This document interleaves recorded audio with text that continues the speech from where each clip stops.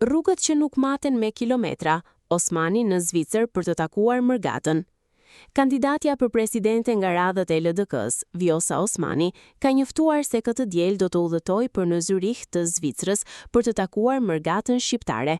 Takimi është planifikuar të mbahet me fillim nga ora 14. Kjo vizitë e saj vjen në kuadër të fushatës zgjedhore për zgjedhjet e 7 qershorit, ku ajo po mundohet të mobilizojë diasporën për të votuar për koalicionin e saj me Lumier Abdigjikun. Në njoftimin e saj, Osmani ka përdorur një mesazh emocional për t'ju drejtuar shqiptarëve në Zvicër. Të dashur motra e vëllezër në Zvicër, ka disa rrugë që nuk maten me kilometra, janë rrugët e mallit, sakrificës dhe dashurisë për vendin. Kjo është një thirrje e saj për të gjithë mërgjimtarët që të bashkohen dhe të kontribojnë në të ardhmen e Kosovës. Zvicra ka një nga komunitetet më të mëdha të diasporës shqiptare, e cila ka qenë gjithmonë aktive në proceset zgjedhore dhe ka kontribuar ndjeshëm në zhvillimin e Kosovës.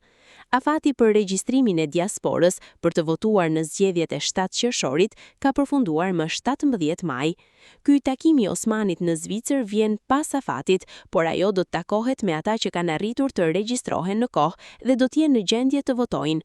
Osmani ka theksuar se bashkëpunimi me LDK-n nuk është vetëm për zgjedhje, por synon të jetë afatgjatë për të ndërtuar një alternativë të qëndrueshme për Kosovën.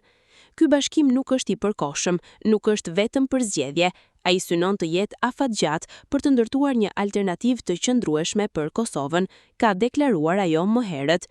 Kjo vizitë e saj në Zvicër është pjesë e një serie takimesh me diasporën në vende të ndryshme, ku ajo po mundohet të sigurojë mbështetje për koalicionin e saj. Ajo ka vizituar tashmë qytete të ndryshme në Zvicër dhe Gjermani, duke u takuar me shqiptarët dhe duke u prezantuar programin e saj. Me afrimin e zgjedhjeve, të gjitha partitë po garojnë për çdo vot dhe diaspora mbetet një faktor kyç në këtë betejë elektorale. Osmani shpreson se kjo vizitë e saj do të ndikojë në mobilizimin e diasporës zvicerane për të dalë në zgjedhje dhe për të votuar për koalicionin e saj. Tani mbetet të shihet nëse ky apel i saj do të ketë efektin e dëshiruar.